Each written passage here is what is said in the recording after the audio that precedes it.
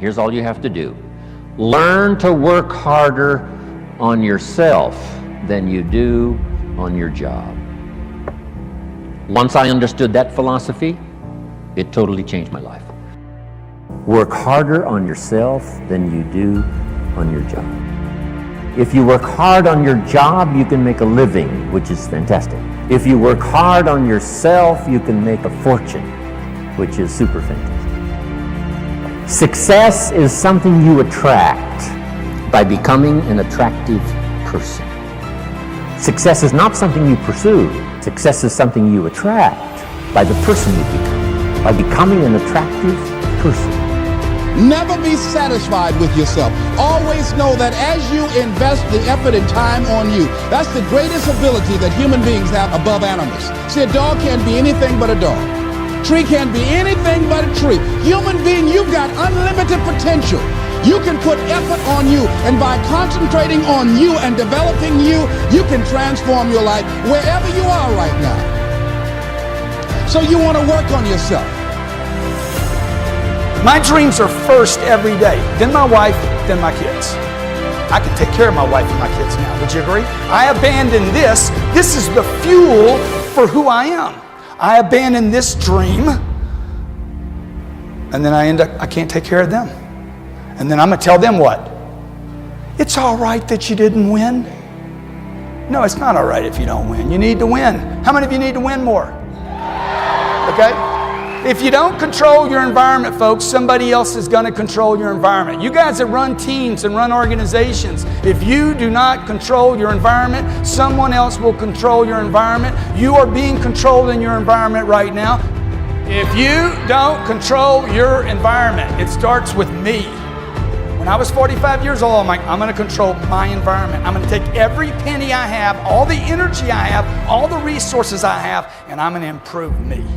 If I got to go broke in the process, because I'm already broke. Look, if you're not fulfilled if you're not reaching your full potential every day, you're broke right now. If you find your passion, you're going to have this tremendous energy. It's sustainable energy. But momentum requires you always do the next thing to keep the momentum going. If you believe in what you're doing, that's fuel. It adds more fuel to your fire. You gotta keep going, you gotta keep pushing through, you gotta keep persevering. Because at the end of the day, when you do, and you do, and you do more, you will be amazed at how the universe conspires to help you get to the place that you wanted to get to. So believe in you, block out the shade, and let your sun shine on through. Because it's on you to be you. And the reason you get yourself in a passionate place is so that you change your life, and the only thing that changes your life is making a decision. So while you're in this passionate state, that's where you make decisions. The only way the commitment and the energy and the momentum continues is if you take immediate, massive what, my friend? Massive action is the cure-all. Massive action is the cure-all. That's how you develop yourself. That's how you begin to appreciate what you get. When you're working on a dream, at some point in time, a transition takes place. And the transition is what you are becoming in pursuit of the dream. Because even if you don't get the dream, you become such a strong and powerful person. It will so change your life, you can look at something else and say, well, I think I'll go do this then. Because you have now developed yourself in such confidence and such competence in how to deal in the arena of life that you can move into another area and not miss a beat. Once you begin to discover who you are, then you really realize how you have been given authority and dominion over everything on the face of the earth, including all the dimensions of your life. But you can only do that through the struggle of life. And most people avoid the struggle. Most people go through life avoiding pain. And when you go through life like that, something in you dies. Something in you that you never activate is lying dormant in there, that you never get a chance to call on because you have not challenged yourself. Somebody said the land of familiarity belongs to the dead. That most people like to feel like they're a king in the area of their comfort zone. They only want to do those things that they know how to do well. Osborne said, unless you attempt to do something beyond that which you've already mastered, you will never grow. So if you want to begin to grow, you've got to put something out here that you can't reach easily, that has got to make you stretch, got to make you jump for it, got to make you get back a little bit and dig in so that you can take a leap for it. And maybe you jump up there and you miss it and you skin your knees and you come back again and you bust your lip next time. But you keep on, and through that process, you learn how to leap higher. You start challenging yourself to dig deeper, and then you discover some things about you that you don't know right now, some talents that you have in you that you didn't know that you can do. If you want to begin to make your stuff happen for you, I think that it's very important that you start trusting yourself. Listen to yourself. Listen to that still small voice within you. Don't try and make everything logical. There's some things about life that defies logic, that you just can't explain how the outcome is going to be. I think that's why Paul said you've got to learn how to walk by faith and not by sight. That once you begin to trust yourself and your ideas and your instincts, life takes on a whole new meaning, because now I want you to do that feeling that you are led. Just feel, I am led. Ladies and gentlemen, don't give your power away. You don't need anybody to approve your dream. It was given to you. If they can't see it, it's because it wasn't given to them. It was given to you. Hold it, nourish it, cultivate it, work on it. It's yours. It's your baby. Work on it until it comes into fruition. I gave away my power and I said, I'm not going to do that no more. Here's something else for those who make it today. Do what you know is right. Treat people like you want to be treated. Don't try and take any shortcuts. Don't try and cheat. Pay your dues up front. I believe, ladies and gentlemen, what goes around comes around. You can pay now, or you will pay double later. So do the right thing. There might be a tendency sometimes, because of the negative part of our consciousness and our own programming, for us to want to say, well, I'll just do it this time. It won't matter. Won't nobody know. Ladies and gentlemen, everything matters. And you know you're somebody. You know. I'd rather lose out on my dream doing the right thing than to cheat trying to make a shortcut to get to my goal. I want to be able to look myself in the mirror. And that's what you want to do. There's no saying, judge a man not by what he does, but by that he doesn't have to do. And to judge the true quality of a man is what do you do when nobody's looking. See, there's some good out there for you in the universe that has your name on it. And nobody can get your good. It has your name on it. They can't take your stuff. It's your stuff. So when you know that whatever you're seeking, it's also seeking you, you don't worry. You don't run scared. You don't think somebody's going to take it from you. You listen to your inner voice, and you always take the high road. There will be the tendency, the natural inclination to take the low road. You must resist that. Repeat after me, please. I will always take the high road. I will always take the high road. And do the right thing. No matter what. Take action. Not hasty if it isn't required. But don't lose much time. Here's the time to act. When the idea is hot and the emotion is strong. That's the time to act. You say, Mr. Ron, I'd like to have a library like yours. See if you feel strong about that. What you got to do is get the first book and then get the second book. Before the feeling passes and before the idea gets dim, action pronto. Action immediate. Action as soon as possible. Because if you don't, here's what happens. We call it the law of diminishing intent. We intend to when the idea strikes us. We intend to when the emotion is high. But now if you don't translate that into action fairly soon, now the intent starts to diminish.